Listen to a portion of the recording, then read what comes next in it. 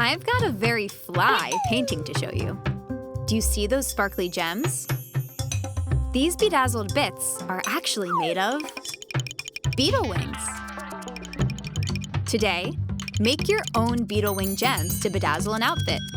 But don't worry, you won't hurt a fly or a beetle.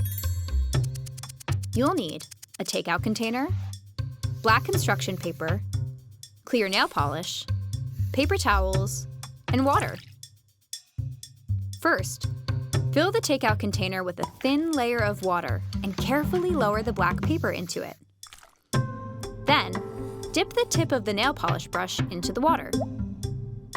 Right away, you'll see a shiny rainbow floating blob. Pull out the paper quickly, making sure the nail polish stays on top, and set it aside to dry.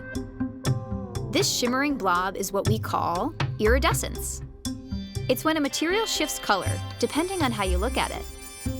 It's the same quality that makes beetle wings look like multicolored gems. You can see iridescence in all sorts of other animals and objects too.